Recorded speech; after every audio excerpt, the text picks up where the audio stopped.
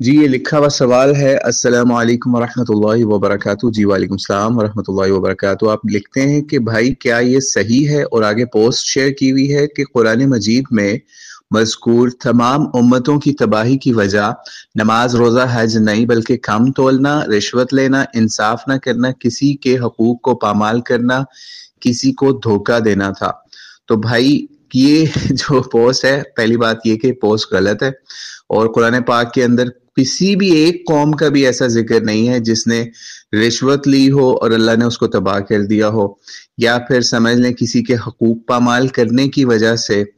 اس کو تباہ کر دیا ہو، یا کسی کو دھوکہ دینے کی بنیاد کے اوپر اس قوم کے اوپر عذاب بھیج دیا ہو۔ تو یہ پوسٹ بالکل غلط ہے، اور یہ وہی شخص پوسٹ کر سکتا ہے جس نے قرآن پاک کو نہ پڑھا ہو اور اللہ تعالیٰ کے رسولوں اور انبیاء کی دعوت کو نہ پڑھا ہو قرآن پاک کے ذریعے سے خاص طور پہ۔ اب ہم آپ سے بات کرتے ہیں جو برائیاں ان اقوام کی تھیں ان کے اوپر بھی ابھی پہلے بات کر لیتے ہیں، بلکہ دوسرے نمبر پہ اس کے اوپر بات کریں گے۔ پہلے نمبر پہ بات کر لیتے ہیں کہ ان کی تباہی کی وجہ کیا تھی، جن قوموں کے اوپر عذاب آئے یا وہ ویسے ہی تباہ ہوئی، یا ان کے اوپر چھوٹے چھوٹے عذاب آئے جیسے بنی اسرائیل کے اوپر۔ تو ان کی سب سے بڑی وجہ کیا تھی؟ وہ سب سے بڑی وجہ یہ تھی کہ انہوں نے رسولوں کا انکار کیا، کچھ نے رسولوں کو یا انبیاء کو قتل کر دیا، ٹھیک ہے،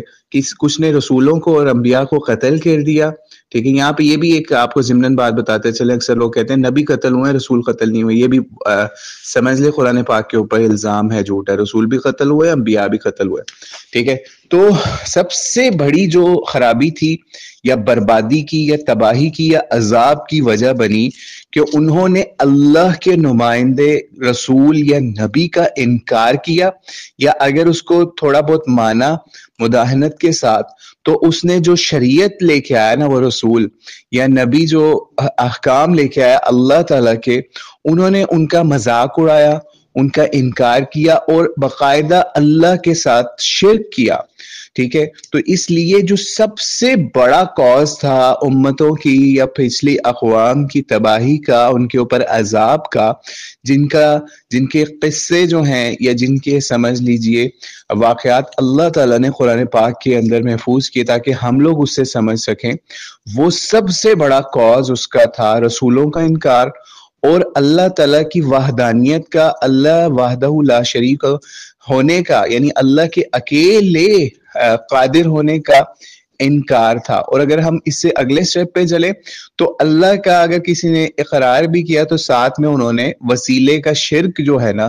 یعنی بت پرستی کے ذریعے سے یا پھر اپنے نیک بندوں کے ذریعے سے، وہ جو شرک ہے اس میں وہ لوگ پڑ گئے ہوئے تھے۔ جیسے حضرت نوح علیہ السلام کی جو قوم تھی اس میں چند لوگوں نے 950 سال کی دعوت کے اندر اسلام یا پھر ایمان لے کے آئے، وہ باقی جو لوگ تھے انہوں نے ایک پنج تن پاک جو تھے نا ان کے، یعنی 5 ایسے بندے تھے جن کے نام قرآن پاک نے باقاعدہ مینشن کیے ہیں،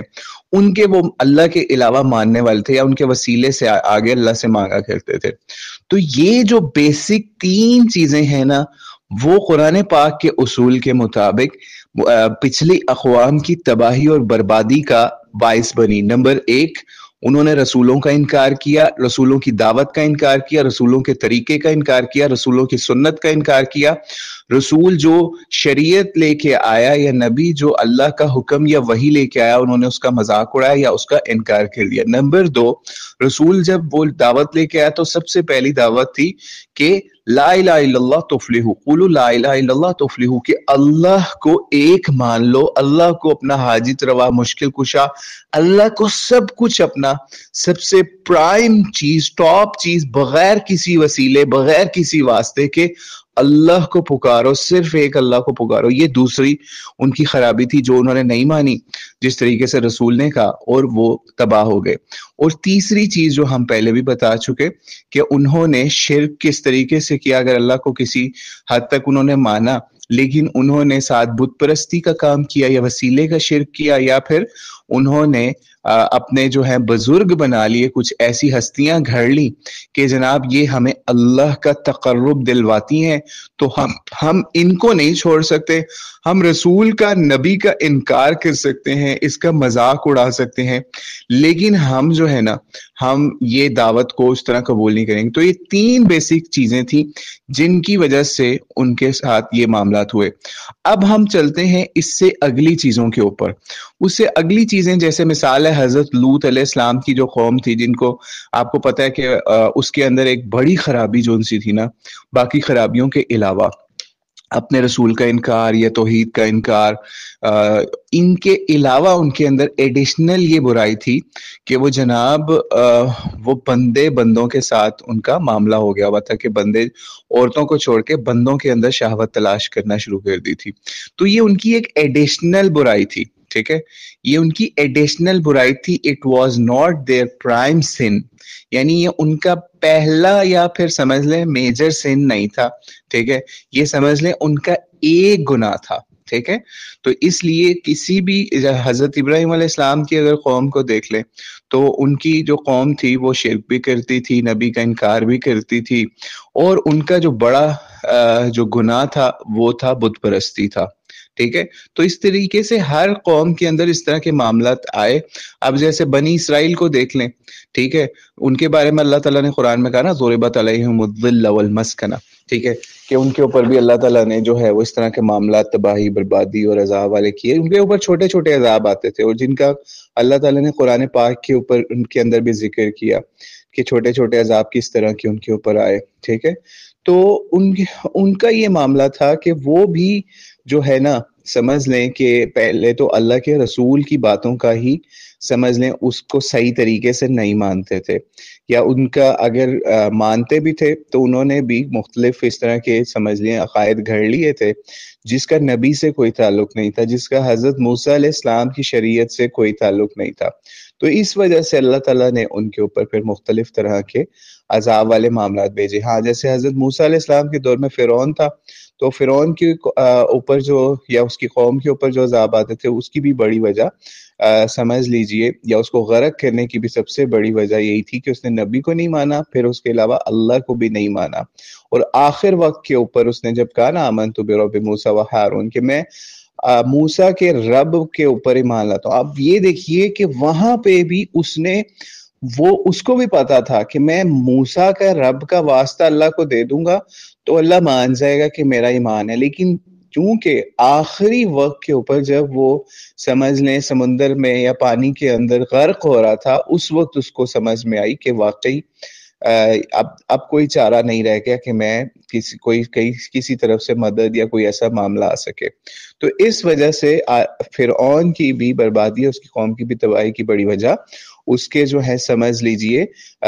جو بھی غلط کام تھے وہ تو تھے کہ کس طریقے سے وہ اپنی قوم کے جو ہے وہ عورتوں کو رکھ لیتا تھا، بچوں کو، لڑکوں کو بھی وہ مروا دیا کرتا تھا،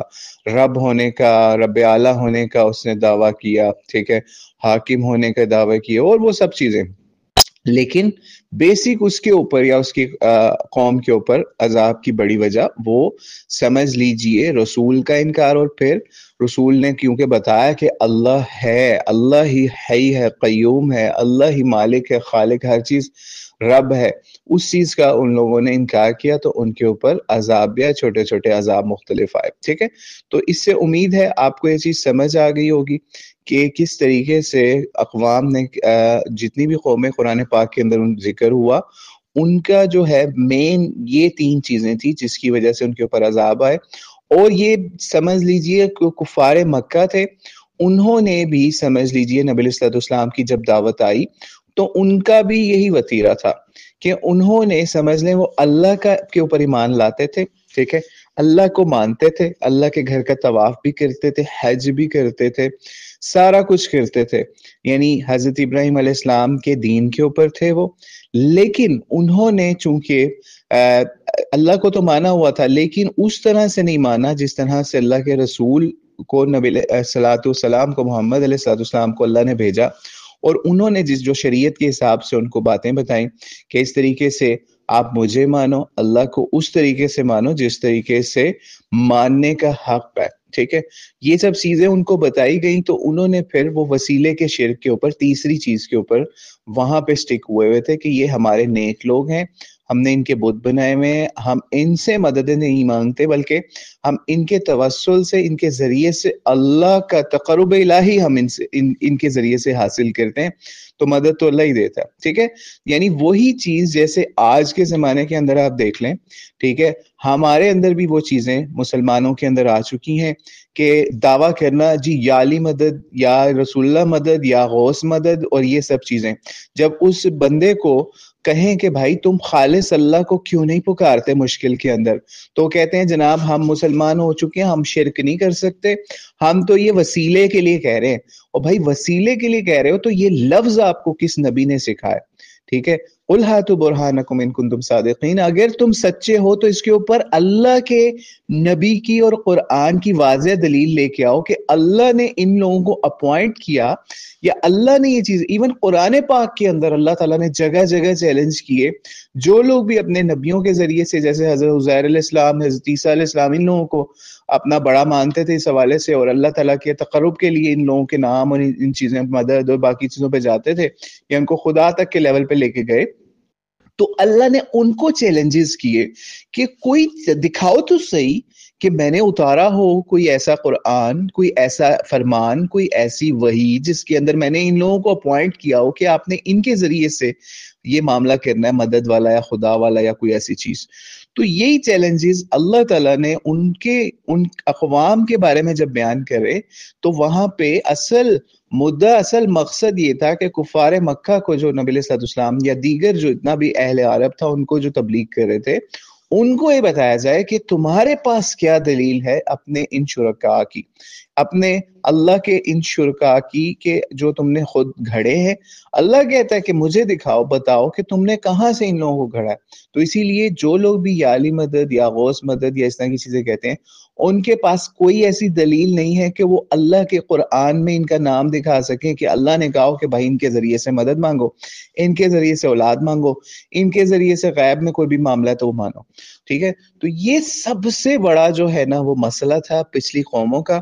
جس کی وجہ سے ان کی تباہی بربادی ہوئی. اور آج بھی مسلمانوں کی تباہی بربادی کے اندر باقی چیزیں بھی ہیں، یعنی وہ کم تولنا، رشوت، ناانصافی، یہ سب چیزیں بھی ہیں،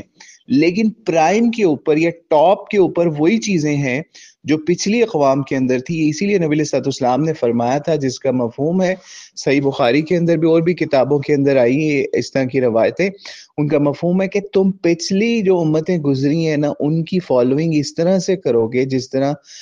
اگر یعنی تم انچ یا بالشت ہاتھ کے ہاتھ یا گز کے گز ان کے پیچھے ایسے چلو گے کہ جیسے اگر کوئی لیزرڈ یا گو یا چھپکلی بھی کسی ہول کے اندر، کسی سوراخ کے اندر گھستی ہے نا، تو تم لوگ بھی ان کفار کی پیروی کرتے ہوئے ان کے پیچھے پیچھے ویسے گھسو گے. ٹھیک ہے، او کما قال علیہ السلام. تو نبی علیہ الصلوۃ والسلام نے تو ان چیزوں سے منع کیا تھا. من تشبہ بقوم فہو منہم، ابو داؤد کی روایت. یعنی پچھلی قوموں کی تشبہ کرنا، یا آج اگر وہ کفار کا معاملہ ہے ایسے اللہ سے دوری والا، ان کی تشبہ یا ان کی مشابہت کرنا، یہ سب چیزیں جو ہیں وہ تباہی کے لیے. اور اسی لیے مسلمانوں کے اوپر آپ دیکھ لیں جگہ جگہ پہ عذاب والا معاملہ ہے، خرابی والا معاملہ ہے. ٹھیک ہے، تو کیونکہ انہوں نے اللہ کو چھوڑ کے، ان کی میجورٹی نے اللہ کو چھوڑ کے اپنے حاجت روا مختلف مشکل کشا، کسی نے دولت کو، کسی نے پیسے کو، کسی نے ہتھیار کو، کسی نے کسی چیز کو بنا لیا ہے کہ اس سے ہی کام ہونا ہے. ٹھیک ہے، اور کچھ نے قبروں کو، کسی نے کسی چیز کو. تو اللہ تعالیٰ سے دعا ہے اللہ تعالیٰ ہمیں مسلمانوں کو جس طریقے سے اللہ تعالیٰ نے اپنے رسول کے ذریعے سے دین پہنچایا، ہم انہی 3 چیزوں پہ واپس آ جائیں. یعنی اللہ کو اس طرح مانے جیسے اللہ کے نبی نے کہا، اور جتنے بھی وسیلے کے شرک کے اندر مسلمان امت بھی اس وقت گھری ہوئی ہے، اللہ تعالیٰ ان کو اس شرک سے، اس شراکت داری سے اللہ کی محفوظ فرمائے. واللہ اعلم بالصواب. السلام علیکم ورحمۃ اللہ وبرکاتہ.